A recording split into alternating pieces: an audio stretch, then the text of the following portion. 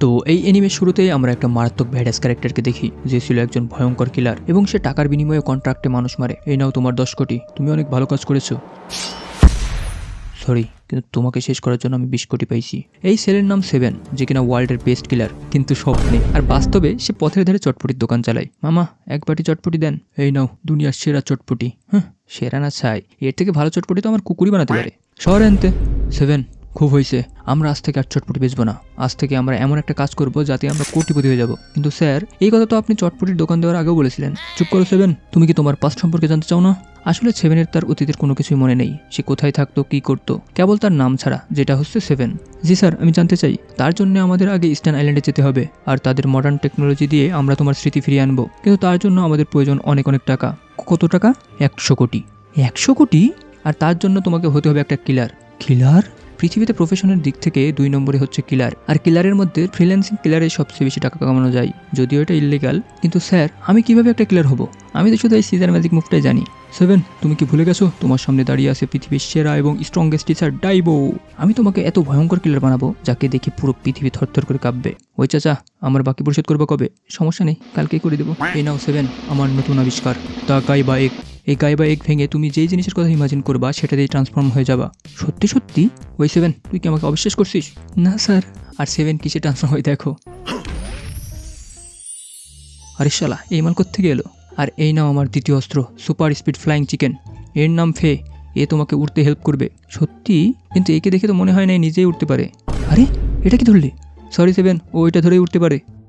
আর এটাই তোমার লাস্ট পরীক্ষা 7। এবার তোমাকে সত্যি সত্যি কারো প্রাণ নিতে হবে। কিন্তু আমাদের বোকা 7 কারো প্রাণ কি নেবে? সে একটা পোকাকেই মারতে পারে না, বরং নিজের আঙুল কেটে বসে এবং উল্টো সবার থেকেই পিটুনি খাই। এই নাও 7, তোমার সার্টিফিকেট। আর তুমি আজ থেকে একটা প্রফেশনাল কিলার। আর ওই দেখো কমিউনিটি সেন্টার, তুমি চুপচাপ বিয়েতে যাবে এবং নতুন বইয়ের চুল কেটে দেবে। এটা হচ্ছে তোমার প্রথম মিশন। কি? একদম না, আজ ওই বেচারির বিয়ে, আমি এমন খারাপ কাজ একদমই করতে পারবো না। পরের এক্স বলেছে আমাদের 5,000 টাকা দেবে। কোথায় কোণে?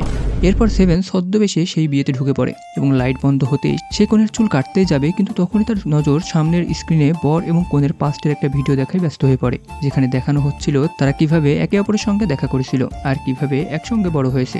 আচ্ছা ভাই, অতীতে আমি কেমন ছিলাম? আমার কি কোনো গার্লফ্রেন্ড ছিল? ঠিক তখনই ভিডিও শেষ হয়ে যায়, আবার লাইট জ্বলে ওঠে। আর এদিকে 7 ভুল করে কনের পরিবর্তে বরের চুল কেটে দেয়।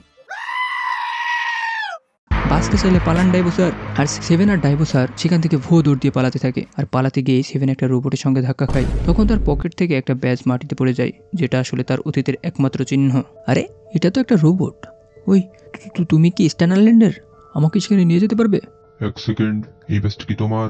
ও এইটা? হ্যাঁ, এটা তো আমার, কিন্তু আমি জানি না এটা কি। ঠিক তখনই রোবটটা 7-এর উপর অ্যাটাক করে দেয়। আরে, মাথার তার ছিঁড়ে গেছে নাকি? আমাদের কাছে অর্ডার আছে, যার কাছে এই ব্যাচ থাকবে তাকে দেখার সাথে সাথে শেষ করে দিতে হবে।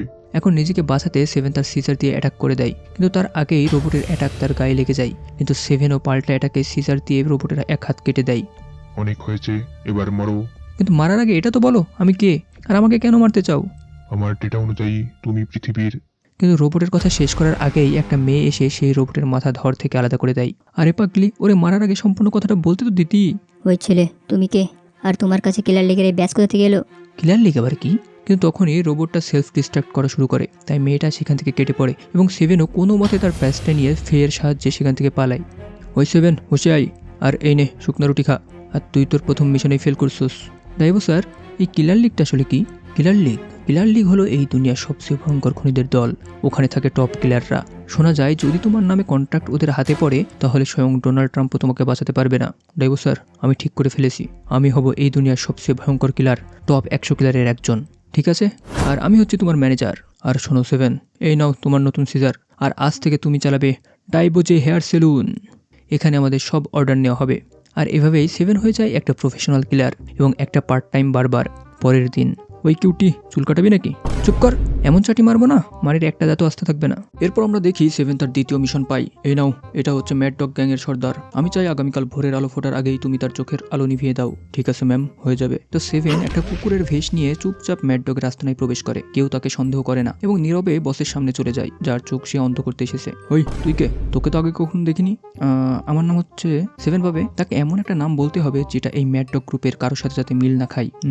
আমার নাম হচ্ছে দুদুমিয়া। হ্যাঁ, এটা তো আমার নাম। আর তোর গা থেকে মানুষের গন্ধ কেন আসছে? তুই সত্যি সত্যি আবার মানুষ না তো? স্যার, এই সত্যিই ডগ কিনা তা যাচাই করার জন্য আমার কাছে একটা উপায় আছে, আর সেটা হচ্ছে তোমাকে অন্য সব কুকুরের মতো হাগু খাইতে হবে। ভাই এটা শুনে সেভেনের অবস্থাটা টাইট হয়ে যায়। তুই প্রথমে খেয়ে দেখা, আর কি বলবো ভাই, এই কুকুর সত্যি সত্যি খেয়ে নেয়। এই নে তোর হাগু তুই খা। এই বলে সেভেন তার মানুষ রূপে ফিরে আসে এবং ফুল স্পিডে গিয়ে চশমার উপর দিয়ে বসের চোখ কানা করে দেয়। কিন্তু তখনই বস তার 2 আঙুল ধরে ঠাস করে ভেঙে ফেলে। এটা কেমনে পসিবল? আমি না তোমার চোখ কানা করে দিলাম, তারপরে তুমি কিভাবে দেখছো? এই দেখ নিচে আমার চোখ, আমি তো শুধু স্টাইল মারার জন্য চশমাটা কপালে পড়েছিলাম। এবার সেভেন বসের কথা বলার সুযোগ নিয়ে তার বাম হাত দিয়ে বসের চোখ কানা করার চেষ্টা করে, কিন্তু বস তার বাম হাতের আঙুলও ঠাস করে ভেঙে দেয়। প্লিজ আমাকে ক্ষমা করে দাও, আমাকে মারতে কে পাঠিয়েছে তোকে? আমি একটা প্রফেশনাল কিলার, আমি আমার ক্লায়েন্টদের তথ্য কাউকে দেই না। এই বলে এবার সে তার পা দিয়ে বসের চোখ কানা করার চেষ্টা করে। আর ভাই এবারও বস ডগ তার পা ভেঙে দেয়। কে পাঠিয়েছে তোকে বল?